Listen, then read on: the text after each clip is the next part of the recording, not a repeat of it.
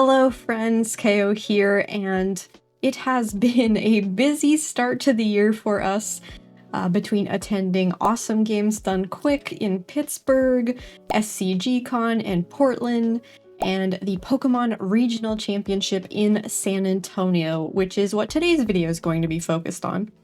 Now, this was the second Pokémon Regional that we've attended, with the first being in LA in May of last year, where we competed in the TCG Masters for the first time.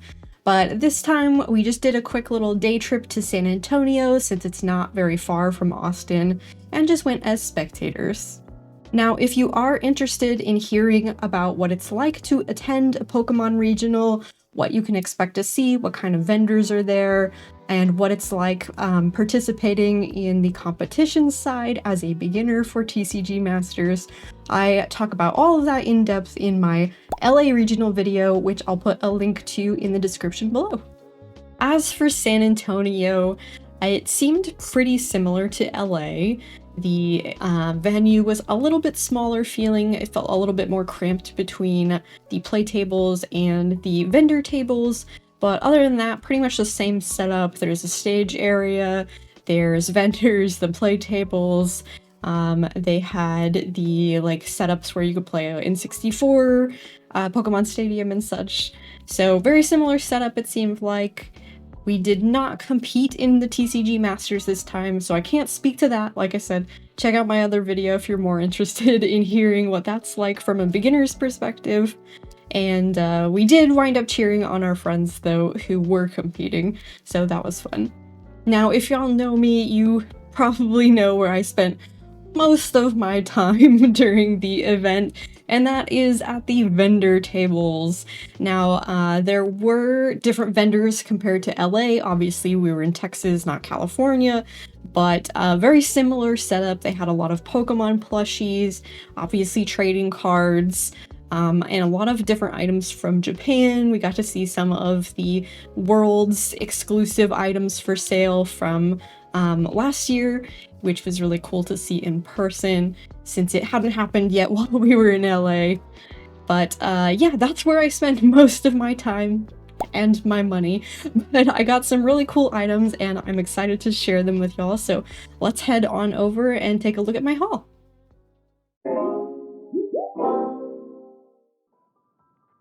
Alright, let's go ahead and take a look at what all goodies I picked up from the San Antonio Regional. First off, I did want to just show this very sad little wristband. When you are competing, you get an actual badge, but if you're just a spectator, you get this kind of little wristband that as you can see, was very difficult to take off. But I do like that I could put this in my little travel journal. Realize that's not very close. So it's just got the little Pokemon Regional, the new little logo they've done, which I really like. So I will add this to my travel journal. Just one difference between competing and spectating. As for the actual goodies, let's see. Let's start with these.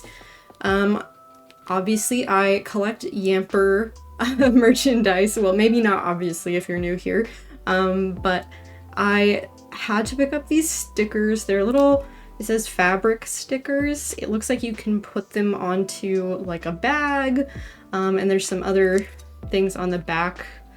An umbrella, apparently. I will have to translate all of this to get a better idea of how to actually use them, but the designs themselves are super cute. You've got the little butt Yamper down here. There's Bolton, but nobody cares. Sorry, Bolton. But anyway, these are just really cute stickers. Thank you to my friend for finding them for me. It was such a cool find. I've not seen these before. Alright, next up, I picked up some new sleeves, some Japanese sleeves. So continuing on the Yamper collection, I had to pick these Yamper and Sonia sleeves up. I actually have this design on a playmat as well, which ironically I got at the LA Regional. So now I have the matching sleeves to go with it. Interestingly, these didn't have the same packaging that the other Japanese sleeves that I've got have. And when I was looking into this more to add to my Yamper collection spreadsheet, yes, there is a spreadsheet, I learned that this was actually part of a set with the playmat. So that's why it all kind of came into like a nice little, like almost like a little collector's box of TCG accessories. So that was very cool find, and I like that I've got the matching art. And then the other set of sleeves, I got another Japanese exclusive. I'm just obsessed with this art. It's very funny. They're just having a good time making little flower crowns. So it's got some of my favorite Pokemon on it. The Ice Cube, Pelipper, Wingull. I'm not a huge fan of the like Meryl Azumarill line. Like, they're alright, just not like my favorites, but this is super cute art, and I've never seen this design before. I don't know what I'll use these for, but I was happy to pick them up regardless. Alright, speaking of TCG, let's look at some cards that I picked up. So I didn't pick up too many cards this time because I do have one more expensive item I wound up getting, but I did finally get this Pikachu that is part of a larger like illustration, like they all kind of combine to make one picture. And I'll post a photo overlaid over top of this to show what it looks like all together, but I was just missing the Pikachu. It was the last one I needed, and I finally found it. I also love this like rainbow hollow effect. It's very fun. Next up, we have this Misdreavus, which is such funny art. So I collect Ghost Pokemon and I collect Black Star promo cards, but this art is so interesting. It very much makes me think of more of like almost a beta design. It's just very funny to me, but because it's so weird looking Misdreavus, I kind of love it. So I'm debating if this should go in my Ghost binder or with my other Black Star promos, probably with the ghosts, but very, very fun find. Next up, we've got a Zubat. So I just haven't seen this card before, and I was very fascinated by the like hollow pattern on it with all the energy symbols here. I have not come across this before, and I just thought it was neat. I love Zubat, love the bat Pokemon, so I had to add this to my collection.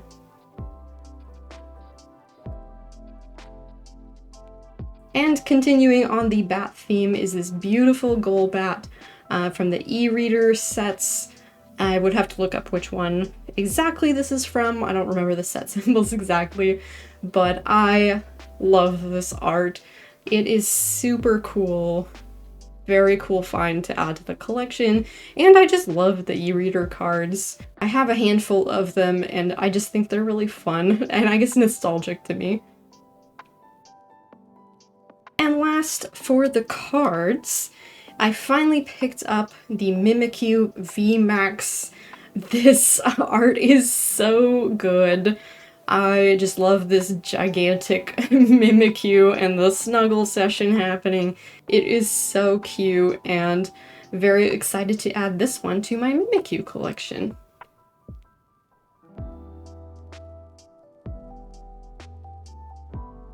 And I only picked up one plushie this time, which might surprise some of you, but it had to be this Poltegeist plushie. It is super cute. I've been wanting one of these. I haven't seen them in stock very often, or they're kind of like overpriced. But when I see it in person, I'll typically go ahead and splurge for it, especially if it's one that I've really been wanting for a while. But he is just so cute. He's got the little hat, and of course, the dangly feets here. Super cute design. Now I need to get a matching Sinistea plushie, but I think it'll also go nicely with the main item that I picked up, which was actually one of my grails that I've wanted for a long time. So when we went to LA, I saw this at the regional there, one of the vendors, but I was concerned about flying home with it, so I didn't buy it, and I've only seen it really expensive online. So I said, if we go to San Antonio and they have it, I'm buying it. And one of the first vendors we looked at, my friend turns to me and he's like, hey, is that the teapot that you wanted? So I got it, of course.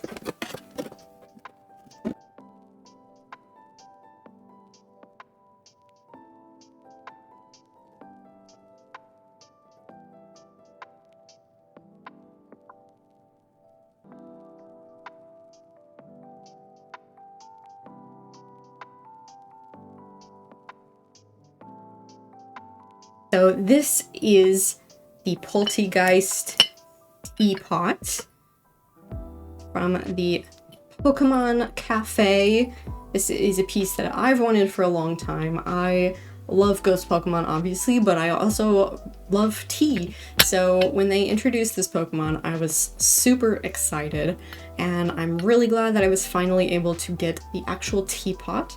And this is an actual teapot. It's not like just a display piece. So could brew some actual tea in here. I haven't decided if I will or not, or if it'll just be a display piece, but it is functional.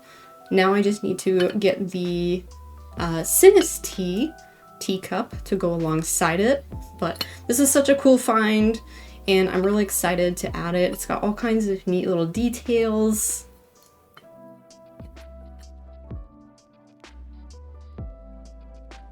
The fake cracks.